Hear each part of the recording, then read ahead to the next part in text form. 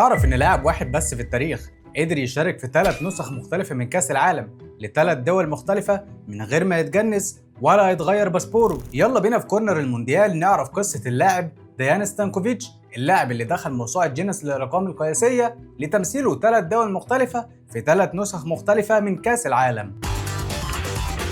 ديان ستانكوفيتش مايسترو خط الوسط الاسطوري اللي عرفناه بانجازاته مع الانديه زي نادي النجم الاحمر بلجراد ولاتسيو، وخصوصا انتر ميلان اللي حقق معاهم الثلاثيه التاريخيه. لكن الانجاز الاكبر ما كانش مع الانديه، ده كان في كاس العالم لما بقى اللاعب الوحيد في التاريخ اللي يشارك في 3 نسخ مختلفه من كاس العالم بتيشيرتات واعلام مختلفه. القصه هنا مش قصه كوره بس، ده قصه جغرافيا سياسيه وتاريخ اثروا في مسيره ستانكوفيتش الدوليه بالكامل. الحكايه بتبدا في مونديال 1998. ساعتها ستانكوفيتش كان عنده 20 سنة وكان متواجد لأول مرة مع منتخب جمهورية يوغوسلافيا الاتحادية. في البطولة دي قدم أداء ممتاز وسجل هدف التعادل قدام ألمانيا 2-2، ووصل مع فريقه لدور ال16 قبل ما يخرجوا قدام هولندا. لكن في 2003 الخريطة السياسية لمنطقة البلقان حصل لها تشكيل من جديد، واسم يوغوسلافيا رسميا اتحول لدولة انتقالية اسمها صربيا والجبل الأسود، وكان في اتفاق سياسي انهم يعملوا انفصال بعد 3 سنين. بس قمة العبث حصلت يوم 5 يونيو 2006 قبل انطلاق مونديال ألمانيا 2006 ب4 أيام بس. دولة الجبل الأسود عملت الاستفتاء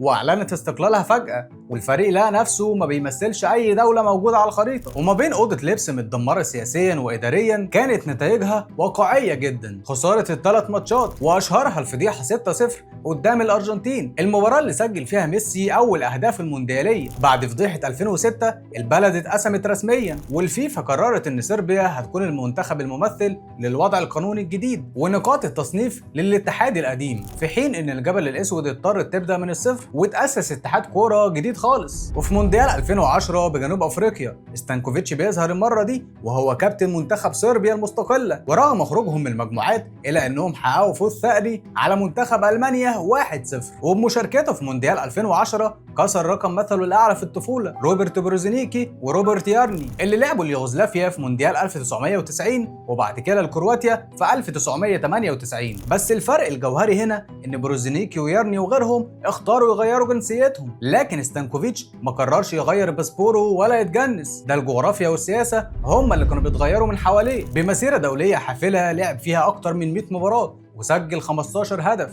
قرر ستانكوفيتش يعتزل اللعب دوليا في 2013 علشان يبقى اللاعب اللي التاريخ قرر يكتب اسمه بطريقه صعب تكرارها. قول لي بقى في الكومنتات مين هو اللاعب الارجنتيني اللي لعب لاسبانيا وكولومبيا والارجنتين.